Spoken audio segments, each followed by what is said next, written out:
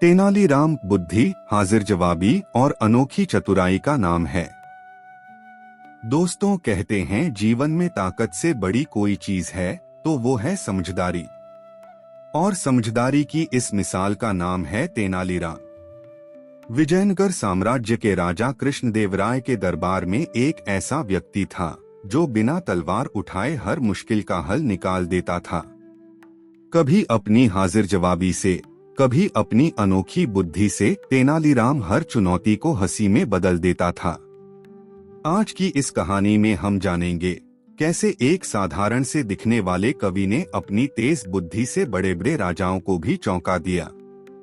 तैयार हो जाइए एक ऐसी कहानी के लिए जो आपको हंसाएगी भी और जीवन का एक नया पाठ भी सिखाएगी।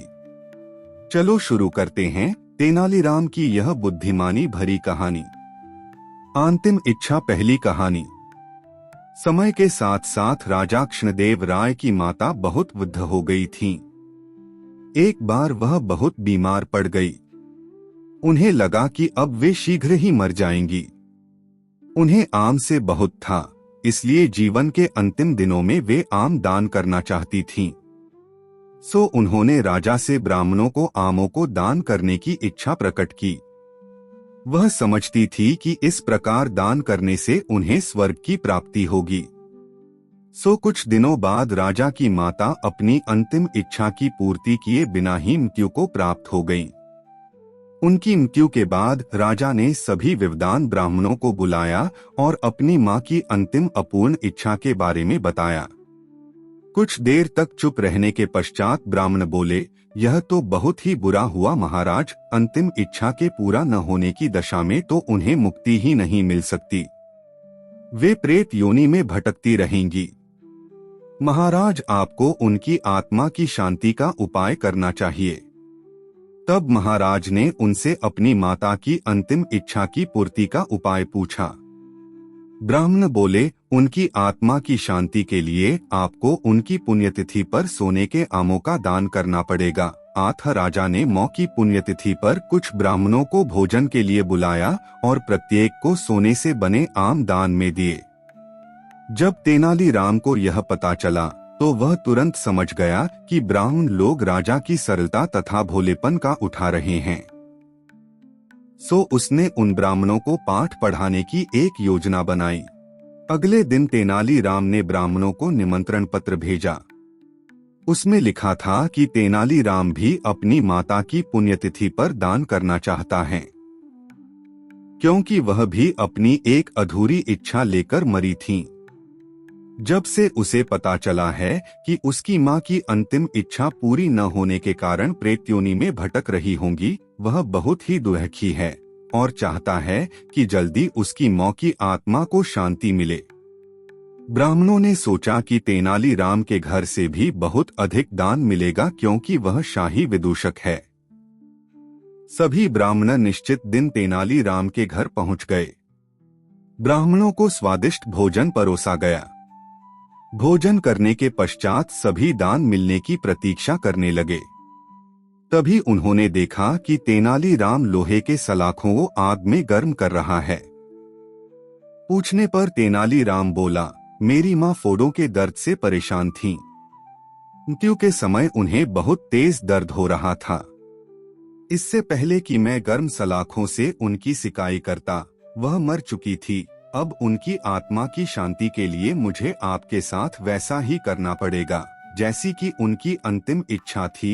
यह सुनकर ब्राह्मण बौखला गए। वे वहां से तुरंत चले जाना चाहते थे। वे गुस्से में तेनालीराम से बोले कि हमें गर्म सलाखों से दागने पर तुम्हारी मौ की आत्मा को शांति मिलेगी। नहीं महाशय, मैं झूठ नहीं बोल रहा। यदि सोने के आम दान में देने से महाराज की मौ की आत्मा को स्वर्ग में शांति मिल सकती है, तो मैं अपनी मौ की अंतिम इच्छा क्यों नहीं पूरी कर सकता। यह सुनते ही सभी ब्राह्मण समझ गए कि तेनालीराम क्या कहना चाहता है। वह बोले, तेनालीराम, हमें क्षमा करो, हम वे सोने के आम तुम्हें दे देते हैं, बस तुम हमें जाने दो। तेनालीराम ने सोने के आम लेकर ब्राह्मणों को जाने दिया। परंतु एक लालची ब्राह्मण ने सारी बात राजा को जाकर बता दी। यह सुनकर राजा क्रोधित हो गए और उन्होंने तेनालीराम को बुलाया। वे बोले, तेनालीराम, यदि तुम्हें सोने के आम चाहिए थे तो मुझसे मांग लेते। तुम इतने लालची कैसे हो गए कि तुमने ब्राह्मणों से सोने के आम ले लिए? महाराज, मैं लालची नहीं हूँ, अपितु मैं तो उनकी लालच की प्रवृत्ति को रोक रहा था। यदि वे आपकी माँ की पुण्यतिथि पर सोने के आम ग्रहण कर सकते हैं तो मेरी माँ की पुण्यतिथि पर लोहे की गर्म सलाखें क्यों नहीं झेल सकते? राजा तेनालीराम की बातों का अर्थ समझ गए। उन्होंने ब्राह्मणों को बुलाया और उन्हें भविष्य में लालच त्यागने को कहा। तेनालीराम अपमान का बदला। दूसरी कहानी। तेनालीराम ने सुना था कि राजा कृष्णदेव राय बुद्धिमानों व गुणवानों का बड़ा आदर करते हैं। उसने सोचा, क्यों न उनके यहाँ जाकर भाग्य आजमाया जाए। लेकिन बिना किसी सिफारिश के राजा के पास जाना टेढ़ी खीर थी। वह किसी ऐसे अफसर की ताक में रहने लगा जब उसकी भेंट किसी महत्वपूर्ण व्यक्ति से हो सके। इसी बीच तेनालीराम का विवाह दूर के नाते की एक लड़की मगम्मा से हो गया। 1 वर्ष बाद उसके घर बेटा हुआ। इन्हीं दिनों राजा कृष्णदेव राय का राजगुरु मंगलगिरी नामक स्थान गया। वहां जाकर रामलिंग ने उसकी बड़ी सेवा की और अपनी समस्या कह सुनाई। राजगुरु बहुत चालाक था। उसने रामलिंग से खूब सेवा करवाई और लंबे चौड़े वायदे करता रहा। रामलिंग अर्थात तेनालीराम ने उसकी बातों पर विश्वास कर लिया और राजगुरु को प्रसन्न रखने के लिए दिन रात एक कर दिया। राजगुरु ऊपर से तो चिकनी चुपड़ी बातें करता रहा, लेकिन मन ही मन तेनालीराम से जलने लगा। उसने सोचा कि इतना बुद्धिमान और विद्वान व्यक्ति राजा के दरबार में आ गया तो उसकी अपनी कीमत गिर जाएगी। पर जाते समय उसने वायदा किया, जब भी मुझे लगा कि अवसर उचित है मैं राजा से तुम्हारा परिचय करवाने के लिए बुलवा लूंगा। तेनालीराम राजगुरु के बुलावे की उत्सुकता से प्रतीक्षा करने लगा, लेकिन बुलावा न आना था और न ही आया। लोग उससे हंसकर पूछते, क्यों भाई रामलिंग, जाने के लिए सामान बांध लिया ना? कोई कहता, मैंने सुना है कि तुम्हें विजयनगर जाने के लिए राजा ने विशेष दूत भेजा है। तेनालीराम उत्तर देता, समय आने पर सब कुछ होगा। लेकिन मन ही मन उसका विश्वास राजगुरु से उठ गया। तेनालीराम ने बहुत दिन तक इस आशा में प्रतीक्षा की कि राजगुरु उसे विजयनगर बुलवा लेगा। अंत में निराश होकर उसने फैसला किया कि वह स्वयं ही विजयनगर जाएगा। उसने अपना घर और घर का सारा सामान बेचकर यात्रा का खर्च जुटाया और मां, पत्नी तथा बच्चे को लेकर विजयनगर के लिए रवाना हो गया। यात्रा में जहां कोई रुकावट आती, तेनालीराम राजगुरु का नाम ले देता। कहा, मैं उनका शिष्य हूँ। उसने मां से कहा, देखा, जहां राजगुरु का नाम लिया मुश्किल हल हो गई। व्यक्ति स्वयं चाहे जैसा भी हो, उसका नाम ऊंचा हो तो सारी बाधाएं अपने आप दूर होने लगती हैं। मुझे भी अपना नाम बदलना ही पड़ेगा। राजा कृष्णदेव राय के प्रति सम्मान जताने के लिए मुझे भी अपने नाम में उनके नाम का कृष्ण शब्द जोड़ लेना चाहिए। आज से मेरा नाम रामलिंग की जगह रामकृष्ण हुआ। बेटा, मेरे लिए तो दोनों नाम बराबर हैं। मैं तो अब भी तुझे राम पुकारती हूँ, आगे भी यही पुकारूंगी, माँ बोली। कोडवीर नामक स्थान पर तेनालीराम की भेंट वहां के राज्य प्रमुख से हुई, जो विजयनगर के प्रधानमंत्री का संबंधी था। उसने बताया कि महाराज बहुत गुणवान, विद्वान और उदार हैं, लेकिन उन्हें कभी कभी जब क्रोध आता है तो देखते ही देखते सिर धड़ से अलग कर दिए जाते हैं। जब तक मनुष्य खतरा मोल न ले, वह सफल नहीं हो सकता। मैं अपना सिर बचा सकता हूँ। तेनालीराम के स्वर में आत्मविश्वास था। राज्य प्रमुख ने उसे यह भी बताया कि प्रधानमंत्री भी गुणी व्यक्ति का आदर करते हैं, पर ऐसे लोगों के लिए उनके यहाँ स्थान नहीं है जो अपनी सहायता आप नहीं कर सकते। 4 महीने की लंबी यात्रा के बाद तेनालीराम अपने परिवार के साथ विजयनगर पहुंचा। वहां की चमकदमक देखकर तो वह दंग ही रह गया। चौड़ी चौड़ी सड़कें, भीड़ भीड़, हाथी घोड़े, सजी हुई दुकानें और शानदार इमारतें, यह सब उसके लिए नई चीजें थी। उसने कुछ दिन ठहरने के लिए वहां एक परिवार से प्रार्थना की। वहां अपनी माँ, पत्नी और बच्चे को छोड़कर वह राजगुरु के यहाँ पहुंचा। वहां तो भीड़ का ठिकाना ही नहीं था। राजमहल के बड़े से बड़े कर्मचारी से लेकर रसोइया तक वहां जमा थे। नौकर चाकर भी कुछ कम न थे। तेनालीराम ने एक नौकर को संदेश देकर भेजा कि उनसे कहो तेनाली गांव से राम आया है। नौकर ने वापस आकर कहा, राजगुरु ने कहा है कि वह इस नाम के किसी व्यक्ति को नहीं जानते। तेनालीराम बहुत हैरान हुआ। वह नौकरों को पीछे हटाता हुआ सीधे राजगुरु के पास पहुंचा।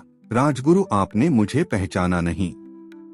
मैं रामलिंग हूँ, जिसने मंगलगिरी में आपकी सेवा की थी। राजगुरु भला उसे कब पहचानना चाहता था। उसने नौकरों से चिल्लाकर कहा, मैं नहीं जानता, यह कौन आदमी है, इसे धक्के देकर बाहर निकाल दो। नौकरों ने तेनालीराम को धक्के देकर बाहर निकाल दिया। चारों ओर खड़े लोग यह दृश्य देखकर ठहाके लगा रहे थे। उसका कभी ऐसा अपमान नहीं हुआ था। उसने मन ही मन फैसला किया कि राजगुरु से वह अपने अपमान का बदला अवश्य लेगा, लेकिन इससे पहले राजा का दिल जीतना जरूरी था। दूसरे दिन वह राज दरबार में जा पहुंचा। उसने देखा कि वहां जोरों का वाद विवाद हो रहा है। संसार क्या है, जीवन क्या है, ऐसी बड़ी बड़ी बातों पर बहस हो रही थी। एक पंडित ने अपने विचार प्रकट करते हुए कहा, यह संसार एक धोखा है। हम जो देखते सुनते हैं, महसूस करते हैं, चखते या सूंघते हैं, केवल हमारे विचार में है। असल में यह सब कुछ नहीं होता, लेकिन हम सोचते हैं कि होता है। क्या सचमुच ऐसा है? तेनालीराम ने कहा, यही बात हमारे शास्त्रों में भी कही गई है। पंडित जी ने थोड़ी ऐंठ दिखाते हुए हैरान होकर पूछा, और सब लोग चुप बैठे। शास्त्रों ने जो कहा वह झूठ कैसे हो सकता है? लेकिन तेनालीराम शास्त्रों से अधिक अपनी बुद्धि पर विश्वास करता था। उसने वहां बैठे सभी लोगों से कहा, यदि ऐसी बात है तो हम क्यों न पंडित जी के इस विचार की सच्चाई जांच लें। हमारे उदार महाराज की ओर से आज दावत दी जा रही है, उसे हम जी भरकर खाएंगे।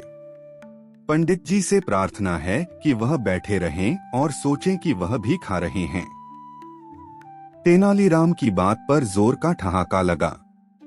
पंडित जी की सूरत देखते ही बनती थी कि महाराज तेनालीराम पर इतने प्रसन्न हुए कि उसे स्वर्ण मुद्राओं की एक थाली भेंट की और उसी समय तेनालीराम को राज विदूषक बना दिया। सब लोगों ने तालियां बजाकर महाराज की इस घोषणा का स्वागत किया। उनमें राजगुरु भी था। अपराधी तीसरी कहानी। एक दिन राजा कृष्णदेव राय व उनके दरबारी दरबार में बैठे थे। तेनालीराम भी वहीं थे। अचानक एक चरवाहा वहां आया और बोला, महाराज मेरी सहायता कीजिए, मेरे साथ न्याय कीजिए। बताओ तुम्हारे साथ क्या हुआ है? राजा ने पूछा। महाराज, मेरे पड़ोस में एक कंजूस आदमी रहता है। उसका घर बहुत पुराना हो गया है, परंतु वह उसकी मरम्मत नहीं करवाता। कल उसके घर की एक दीवार गिर गई और मेरी बकरी उसके नीचे दबकर मर गई। कृपया मेरे पड़ोसी से मेरी बकरी का हर्जाना दिलवाने में मेरी सहायता कीजिए। महाराज के कुछ कहने के पहले ही तेनालीराम अपने स्थान से उठा और बोला, महाराज, मेरे विचार से दीवार टूटने के लिए केवल इसके पड़ोसी को दोषी नहीं ठहराया जा सकता। तो फिर तुम्हारे विचार में दोषी कौन है? राजा ने पूछा। महाराज, यदि आप मुझे अभी थोड़ा समय दें तो मैं इस बात की गहराई तक जाकर असली अपराधी को आपके सामने प्रस्तुत कर दूंगा, तेनालीराम ने कहा। राजा ने तेनालीराम के अनुरोध को मानकर उसे समय प्रदान कर दिया। तेनालीराम ने चरवाहे के पड़ोसी को बुलाया और उसे मरी बकरी का हर्जाना देने के लिए कहा। पड़ोसी बोला, महोदय, इसके लिए मैं दोषी नहीं हूँ। यह दीवार तो मैंने मिस्त्री से बनवाई थी, आथा असली अपराधी तो वह मिस्त्री है जिसने वह दीवार बनाई। उसने इसे मजबूती से नहीं बनाया, आथा वह गिर गई। तेनालीराम ने मिस्त्री को बुलवाया। मिस्त्री ने भी अपने को दोषी मानने से इनकार कर दिया और बोला, अन्नदाता, मुझे व्यर्थ ही दोषी करार दिया जा रहा है, जबकि मेरा इसमें कोई दोष नहीं है। असली दोष तो उन मजदूरों का है जिन्होंने गारे में अधिक पानी मिलाकर मिश्रण को खराब बनाया, जिससे ईंटें अच्छी तरह से चिपक नहीं सकीं और दीवार गिर गई। आपको हर जाने के लिए उन्हें बुलाना चाहिए। राजा ने मजदूरों को बुलाने के लिए अपने सैनिकों को भेजा। राजा के सामने आते ही मजदूर बोले, महाराज, इसके लिए हमें दोषी तो वह पानी वाला व्यक्ति है जिसने गारे चूने में अधिक पानी मिलाया। अब की बार गारे में पानी मिलाने वाले व्यक्ति को बुलाया गया। अपराध सुनते ही वह बोला, इसमें मेरा कोई दोष नहीं है महाराज, वह बर्तन जिसमें पानी हुआ था वह बहुत बड़ा था, जिस कारण उसमें आवश्यकता से अधिक पानी भर गया। आठ पानी मिलाते वक्त मिश्रण में पानी की मात्रा अधिक हो गई। मेरे विचार से आपको उस व्यक्ति को पकड़ना चाहिए जिसने पानी भरने के लिए मुझे इतना बड़ा बर्तन दिया। तेनालीराम के पूछने पर कि वह बड़ा बर्तन उसे कहाँ से मिला, उसने बताया कि पानी वाला बड़ा बर्तन उसे चरवाहे ने दिया था, जिसमें आवश्यकता से अधिक पानी भर गया था। तब तेनालीराम ने चरवाहे से कहा, देखो, यह सब तुम्हारा ही दोष है। तुम्हारी एक गलती ने तुम्हारी ही बकरी की जान ले ली। चरवाहा लज्जित होकर दरबार से चला गया, परंतु सभी तेनालीराम के बुद्धिमतापूर्ण न्याय की भूरी भूरी प्रशंसा कर रहे थे। उधार की बोझ, चौथी कहानी। एक बार किसी वित्तीय समस्या में फंसकर तेनालीराम ने राजा कृष्णदेव राय से कुछ रुपए उधार लिए थे। समय बीतता गया और पैसे वापस करने का समय भी निकट आ गया, परंतु तेनाली के पास पैसे वापस लौटाने का कोई प्रबंध नहीं हो पाया था। सो उसने उधार चुकाने से बचने के लिए एक योजना बनाई। एक दिन राजा को तेनालीराम की पत्नी की ओर से एक पत्र मिला। उस पत्र में लिखा था कि तेनालीराम बहुत बीमार है। तेनालीराम कई दिनों से दरबार में भी नहीं आ रहा था, इसलिए राजा ने सोचा कि स्वयं जाकर तेनाली से मिला जाए। साथ ही राजा को भी संदेह हुआ कि कहीं उधार से बचने के लिए तेनालीराम की कोई योजना तो नहीं है। राजा तेनालीराम के घर पहुंचे। वहां तेनालीराम कंबल ओढ़कर पलंग पर लेटा हुआ था। उसकी ऐसी अवस्था देखकर राजा ने उसकी पत्नी से कारण पूछा। वह बोली, महाराज, इनके दिल पर आपके दिए हुए उधार का बोझ है। यही चिंता इन्हें अंदर ही अंदर खाए जा रही है और शायद इसी कारण यह बीमार हो गए। राजा ने तेनाली को सांत्वना दी और कहा, तेनाली, तुम परेशान मत हो। तुम मेरा उधार चुकाने के लिए नहीं बंधे हुए हो। चिंता छोड़ो और शीघ्र स्वस्थ हो जाओ। यह सुन तेनालीराम पलंग से कूद पड़ा और हंसते हुए बोला, महाराज, धन्यवाद। यह क्या है तेनाली? इसका मतलब तुम बीमार नहीं थे। मुझसे झूठ बोलने का तुम्हारा साहस कैसे हुआ? राजा ने क्रोध में कहा। नहीं नहीं महाराज, मैंने आपसे झूठ नहीं बोला। मैं उधार के बोझ से बीमार था। आपने जैसे ही मुझे उधार से मुक्त किया, तभी से मेरी सारी चिंता खत्म हो गई और मेरे ऊपर से उधार का बोझ हट गया। इस बोझ के हटते ही मेरी बीमारी भी जाती रही और मैं अपने को स्वस्थ महसूस करने लगा। अब आपके आदेशानुसार मैं स्वतंत्र, स्वस्थ व प्रसन्न हूँ। हमेशा की तरह राजा के पास कहने के लिए कुछ न था। वह तेनाली की योजना पर मुस्करा पड़े। उठका कुबड़, पांचवी कहानी। एक बार राजा कृष्णदेव राय तेनालीराम के किसी तर्क से बहुत प्रसन्न हुए और बोले, तेनाली, तुमने आज मुझे प्रसन्न कर दिया। इसके बदले मैं एक पूरा नगर तुम्हें उपहार स्वरूप देता हूँ। तेनाली ने झुककर उनको धन्यवाद कहा। इसके बाद कई दिन बीत गए, परंतु राजा कृष्णदेव राय ने अपना वचन पूरा नहीं किया। वे तेनाली को एक नगर उपहार में देने का अपना वचन भूल गए थे। राजा के इस प्रकार वचन भूल जाने से तेनाली बड़ा परेशान था। उसे समझ नहीं आ रहा था कि क्या करे, परंतु फिर भी राजा को उनका वचन याद दिलवाना तेनाली को अच्छा नहीं लग रहा था। इसलिए वह एक उचित मौके की तलाश में था। एक दिन एक अरबी व्यक्ति विजयनगर आया। उसके पास एक ऊंट था। लोगों की भारी भीड़ ऊंट को देखने के लिए इकट्ठी हो गई, क्योंकि उनके लिए वह एक अजूबा था। उन्होंने ऊंट के बारे में सुना था, पर कभी ऊंट देखा नहीं था। राजा एवं तेनाली भी ऊंट नामक इस अजीबोगरीब जानवर को देखने आए। दोनों एक साथ खड़े हुए ऊंट को देख रहे थे। राजा बोले, तेनाली, निःसंदेह ऊंट एक विचित्र जानवर है। इसकी लंबी गर्दन तथा कमर पर 2 कुबड़ हैं। मैं हैरान हूं कि भगवान ने ऐसा विचित्र तथा बदसूरत प्राणी पृथ्वी पर क्यों भेजा। राजा कृष्णदेव राय की इस बात पर तेनाली को जवाब देने का अवसर मिला और वह सदैव की तरह आज भी अपने उत्तर के साथ तैयार था। वह बोला, महाराज, शायद क्या बल्कि अवश्य ही यह ऊंट अपने पूर्वजन्म में कोई राजा रहा होगा और शायद इसने भी कभी किसी को उपहार स्वरूप नगर देने का वचन दिया होगा और फिर बाद में भूल गया होगा। दंड के रूप में ईश्वर ने इसे इस प्रकार का रूप दिया होगा। पहले तो राजा को यह तेनाली की एक बुद्धिपूर्ण काल्पनिक कहानी लगी, परंतु कुछ समय पश्चात ही उन्हें तेनाली को दिया हुआ अपना वचन याद आ गया। अपने शाही महल में वापस आते ही राजा ने तुरंत कोषाध्यक्ष को बुलाया और उसे निर्देश दिया कि वह लिखित रूप में प्रबंध करे, जिसके अनुसार राजा ने तेनाली राम को पूरा एक नगर उपहार स्वरूप प्रदान किया है। पूरा एक नगर उपहार स्वरूप ग्रहण करने के पश्चात तेनाली ने राजा को धन्यवाद दिया और इस प्रकार एक बार फिर तेनाली ने अपनी बुद्धिमानी से काम लेकर राजा को उसका भूला हुआ वचन याद दिलाया। इसी तरह का और भी स्टोरी सुनने के लिए हमारे चैनल को सब्सक्राइब करें और बेल आइकन प्रेस कर लीजिएगा, ताकि हर वीडियो का नोटिफिकेशन आप तक पहुंच सके और इसी तरह का और भी कहानी का आप आनंद ले सकें।